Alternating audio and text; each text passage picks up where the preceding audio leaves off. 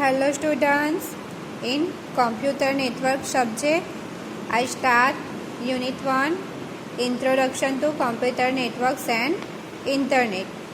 In previous video we learned the theory transmission media. In transmission media there are two types, guided media and second is unguided media. In guided media there are another three parts. First is twisted pair cable, second is coaxial cable and third is fiber optic cable. Guided media are completed in previous video. Now today I learn unguided media. In unguided media there are three subparts. First is radio wave, second is microwave and third is infrared.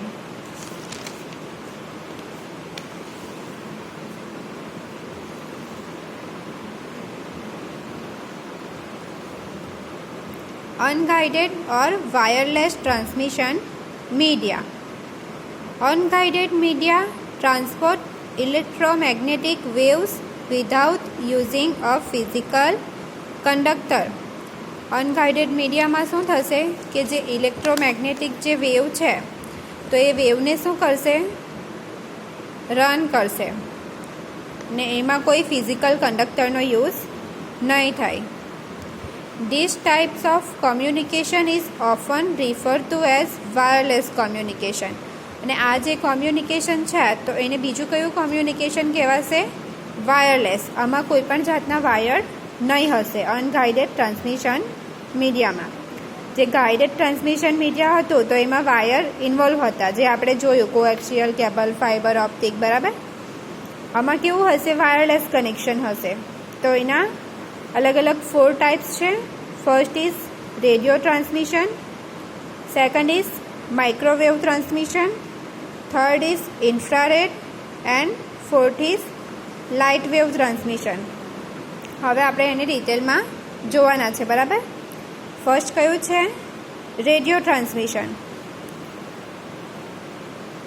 Radio waves are easy to generate, can travel long distance and can penetrate building easily. So they are widely used for communication both indoors and outdoors. જે આ radio wave transmission છે તો એ કેવું છે? Easy છે ને એ long ડિસ્ટન્સમાં આપણે એને ટ્રાવેલ કરી શકીએ, એટલા માટે આ વધારે યુઝ થાય છે ઇન્ડોર્સ એન્ડ આઉટડોર્સમાં. The properties of radio waves are frequency dependent. એની જે પ્રોપર્ટીઝ છે શેની? રેડિયો ટ્રાન્સમિશનની. એ કેવી છે? ફ્રીક્વન્સી પર ડિપેન્ડ કરે. બિકોઝ લોંગ ડિસ્ટન્સ એરિયામાં શું થશે? એ રન કરશે અને ફ્રીક્વન્સી જો સારી હશે તો જલ્દીથી શું કરશે? સેન્ડર સેન્ડ કરશે અને રિસીવર ડેટાને રિસીવ કરશે. At all frequencies radio waves are subject to interference from motors and other electrical equipment. હવે જે ઇલેક્ટ્રિકલ ડિવાઇસીસ આવે, બરાબર, સપોઝ મોટર છે અથવા કોઈ અધર ઇલેક્ટ્રિકલ ઇક્વિપમેન્ટ છે, તો એ પણ શેના પર ડિપેન્ડ કરે? ફ્રીક્વન્સી પર.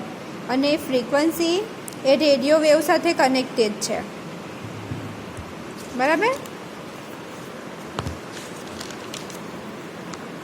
હવે અહીંયા ડાયાગ્રામ આપેલો છે ગ્રાઉન્ડ વેવનો. જે ગ્રાઉન્ડ વેવ પર કનેક્ટેડ હશે આ માઇક્રો રેડિયો ટ્રાન્સમિશન. તો રેડિયો ટ્રાન્સમિશન એ ગ્રાઉન્ડ વેવ પર કઈ રીતના હશે? અર્થની સરફેસ છે, બરાબર. આ રીતના અહીંયા ટાવર હશે તો એ અહીંયાથી નેટવર્કને સેન્ડ કરશે ગ્રાઉન્ડ વેવ થ્રુ. ને સેકન્ડ ફિગર છે એમાં શું છે? અર્થ સરફેસ પર આ રીતના લોંગ ડિસ્ટન્સ પર હશે ને ફર્સ્ટ ટાવર થ્રુ ક્યાં જશે? લોનોસ્ફિયરમાં જશે અને ત્યાંથી એ સેકન્ડ ટાવર પર ડેટાને ટ્રાન્સફોર્મ કરશે. In the VLF means very long frequency, LF means low frequency and MF means medium frequency bands. Radio waves follow the curvature of the earth. આ બધા સિચ્યુએશનમાં શું કરશે? રેડિયો વેવ જે છે તો એ સારી રીતના ડેટાને સેન્ડ કરશે. In the high frequency they bounce off the ionosphere. High frequency જે હશે તો એમાં શું કરશે? બાઉન્સ થઈ જશે આયોનોસ્ફિયર જે લેયર હશે એમાંથી. એટલા માટે કેવી ફ્રીક્વન્સી હોવી જોઈએ? વેરી લો, લો ઓર મીડિયમ. આટલી જો ફ્રીક્વન્સી હશે તો એ શું કરશે? પ્રોપર રન કરશે. સેકન્ડ કયું છે? Microwave transmission. Since the microwave travel in a straight line, if the towers are too far apart, the earth will get in the way. Consequently, repeaters are needed periodically. આમાં શું થશે કે જે પણ tower હશે તો એ કેવો હશે? સ્ટ્રેટ લાઇનમાં હશે અને એના થ્રુ સ્ટ્રેટ સિગ્નલ સેન્ડ થશે. Above 10 megahertz, the waves travel in straight lines and can therefore be narrowly focused. હવે 100 મેગાહર્ટ્ઝ જે ફ્રીક્વન્સી છે તો આટલી ફ્રીક્વન્સીમાં જ ડેટા સ્ટ્રેટ લાઇનમાં સેન્ડ થશે. એના કરતાં વધારે ફ્રીક્વન્સી હશે તો સેન્ડ નહીં થશે સ્ટ્રેટ લાઇનમાં. Concentrating all the energy into a small beam using a parabolic antenna gives a much higher signal to noise ratio. આમાં શું થશે કે એનર્જી એ સ્મોલ અલગ અલગ બીમમાં કન્વર્ટ થશે અને ત્યાંથી એ શેમાં જશે? હાયર સિગ્નલમાં જશે. પણ નોઇઝ જનરેટ નહીં થવો જોઈએ. બરાબર. હવે એડવાન્ટેજીસ છે માઇક્રોવેવ ટ્રાન્સમિશનના. તો એમાં શું આવશે? Simple two install. એને આપણે ઇઝીલી સિમ્પલ રીતે ઇન્સ્ટોલ કરી શકીએ. Relatively in expensive. એ બહુ એક્સપેન્સિવ નહીં હશે. બરાબર. એનો જે કોસ્ટ હશે તો એ બહુ હાઈ નહીં હશે. No right way is needed compare to wire media. Wire મીડિયામાં કેવું કે રાઇટ વેની જરૂર પડે, જ્યારે આમાં એવા કોઈ પરફેક્ટ એરિયાની જરૂર પડતી નથી, બિકોઝ આ વાયરલેસ કનેક્શન છે આમાં. એટલા માટે ડિસએડવાન્ટેજીસ શું આવશે? Do not pass through building well. Suppose કોઈ બિલ્ડિંગ હોય તો એમાંથી આ જે માઇક્રોવેવ ટ્રાન્સમિશન છે તો એ પ્રોપર નહીં થશે. Multi earth fading problem. The delay waves cancel the signal. એમાં શું થાય કે બિલ્ડિંગ આવી એટલે ત્યાંથી જે વેવ્સ છે એ સેન્ડ નહીં થશે. Absorption by rain above 8 gigahertz. Suppose heavy rain હોય તો એ ક્યાં સુધી એબ્ઝર્વ કરશે? 8 ગીગાહર્ટ્ઝ જ્યાં સુધી ફ્રીક્વન્સી હશે ત્યાં સુધી જ એબ્ઝર્વ કરશે. આ શું છે? ડિસએડવાન્ટેજીસ છે શેના? માઇક્રોવેવ ટ્રાન્સમિશનના. હવે લાસ્ટ કયું છે? Third, infrared. તો ઇન્ફ્રારેડમાં શું થશે? Remote control and TV. આપણા ઘરે ટેલિવિઝન હોય છે. બરાબર. એનું જે રિમોટ હોય છે તો આપણે રિમોટથી ટેલિવિઝનને સ્ટાર્ટ કરી શકીએ. તો એ પણ કેવું હોય છે? અમુક એરિયામાં જે ફ્રીક્વન્સી પકડે, આપણે બીજા રૂમમાંથી ટીવી સ્ટાર્ટ કરીએ તો એ ટીવી સ્ટાર્ટ નહીં થશે. તો એના માટે જે રિમોટમાંથી આપણે બટન જે હોય છે પાવર બટન, એ પાવર બટન પ્રેસ કરશો એટલે શું થશે? ઇન્ફ્રારેડ લિંક સેન્ડ કરશે આ રીતના, જે ટીવી સુધી પહોંચશે અને ટીવી ઓન થશે. જો આ લિંક એ ટીવી સુધી નહીં પહોંચે, ક્યારે નહીં પહોંચે? કે આપણે બીજા રૂમમાં હોય તો ત્યારે શું થાય? બિલ્ડિંગ વેલ, જે બિલ્ડિંગની જે આપણી વોલ હોય છે તો એ વચ્ચેથી આ લિંકને બ્રેક કરી દેશે. એટલા માટે આ જે લિંક છે એ સ્ટ્રેટ લાઇનમાં સેન્ડ થવી જોઈએ, તો જ આપણે રિમોટથી ટીવીને સ્ટાર્ટ કરી શકશું. Unguided infrared and millimeter waves are widely used for short range communication. Mostly જે આ ઇન્ફ્રારેડ છે તો એ એકદમ શોર્ટ રેન્જના કોમ્યુનિકેશનમાં જ યુઝ થશે, બિકોઝ જો લાર્જ રેન્જ લઈ લઈએ તો આ લિંક જે છે એ બ્રેક થઈ જાય અને કોમ્યુનિકેશન નહીં થાય.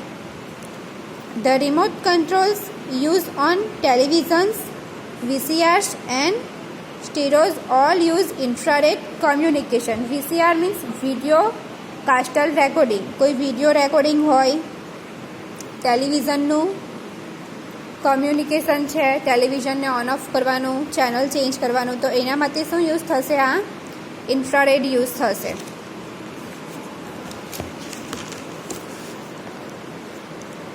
They are relatively directional, cheap and easy to build but have a major drawbacks. આ કેવું છે? સસ્તું છે, એને ઇઝીલી આપણે બિલ્ડ કરી શકીએ, પણ એની અમુક ડ્રોબેક્સ મીન્સ ડિસએડવાન્ટેજીસ છે. તો એ કયા છે? They don't pass through solid object. Solid object જે રીતના આપણે કીધું કે બીજા રૂમમાંથી આપણે સપોઝ કિચનમાંથી ટીવીને સ્ટાર્ટ કરીએ, જે ટીવી હોલમાં હોય, તો એ નહીં થાય, બિકોઝ વચ્ચે શું થાય? વોલ આવી જાય, એનાથી એ શું થાય? જે લિંક છે એ લિંક બ્રેક થઈ જાય. એટલા માટે આનો ડિસએડવાન્ટેજ જ છે કે સોલિડ ઓબ્જેક્ટમાંથી આ નેટવર્ક જે છે તો એ પાસ થતા નથી. In general as we go from long wave radio towards visible light, long distance માટેનું આપણને જો જોઈએ કોમ્યુનિકેશન, તો એના માટે કયું બેસ્ટ એક્ઝામ્પલ છે? Radio wave. The waves behave more and more like light and less like a radio. વધારે લોંગ ડિસ્ટન્સના કોમ્યુનિકેશનમાં આપણે શેનો યુઝ કરવાનો છે? રેડિયો ટ્રાન્સમિશનનો યુઝ કરવાનો છે. On the other hand, the fact that infrared waves do not pass through solid walls well is also a plus. આનો ડિસએડવાન્ટેજ જે આપણે જોઈ ગયા કે સોલિડ વેવમાંથી આ જે વેવ્સ છે તો એ સોલિડ વચ્ચે આવી જશે પાર્ટ, તો એમાંથી પાસ નહીં થાય. It means that an infrared system in one room of a building will not interfere with a similar system in adjacent rooms or building. જે રીતના કીધું એ રીતના, બરાબર? એક બિલ્ડિંગમાં અલગ અલગ રૂમ હોય, તો એક રૂમમાંથી બીજા રૂમમાં આપણે નહીં કરી શકીએ. આ જે ટેલિવિઝનનું છે એ જ રીતના એસીનું એક્ઝામ્પલ આવે કે એસી છે તો આપણે એસીને એના રિમોટથી ઓન કરી શકીએ. એ રિમોટમાં પણ શું આવે? ઇન્ફ્રારેડ વેવ્સ આવે. તો આપણે એસીની નજીકથી એક જ રૂમમાંથી એસીને સ્ટાર્ટ કરી શકીએ. એનું ડિસ્ટન્સ કેવું હશે? એકદમ શોર્ટ હશે, એની વચ્ચે કોઈ પણ વોલ કનેક્ટ નહીં થયેલી હોવી જોઈએ, બરાબર? આ ઇન્ફ્રારેડના બે મોસ્ટ ઇમ્પોર્ટન્ટ એક્ઝામ્પલ છે. સ્ટાર્ટ ધી ટીવી, રિમોટથી આપણે ટીવી સ્ટાર્ટ કરવાનું અને એસી સ્ટાર્ટ કરવાનું, બરાબર? રિમોટથી આ જે રિમોટ હોય છે એમાં શું હશે? ઇન્ફ્રારેડ લિંક સેન્ડ થાય અને આપણે પાવર સ્વિચ પર ક્લિક કરીને ટેસ્ટ કરીને આપણે ઓન ઓફ કરી શકીએ. Therefore, no government license is needed to operate an infrared system. આ જે બધા રીઝન્સ છે એના માટે ગવર્મેન્ટના લાઇસન્સની જરૂર પડતી નથી આ ઇન્ફ્રારેડ આપણે કોમ્યુનિકેશન કરવું હોય એના માટે, બરાબર? In contract to radio system which must be license outside the ISM bands. ISM means industrial, scientific and medical. જે ઇન્ડસ્ટ્રીયલ અથવા સાયન્ટિફિક ઓર મેડિકલ જે હશે બેન્ડ, તો એ લોકોને લાઇસન્સની જરૂર પડશે. શેના માટે? રેડિયો ટ્રાન્સમિશન માટે. પણ આ જે ઇન્ફ્રારેડ ટ્રાન્સમિશન છે તો એના માટે કોઈ એક્સ્ટ્રા લાઇસન્સની જરૂર પડતી નથી, બરાબર? તો આજે આપણે કઈ થિયરી જોઈ?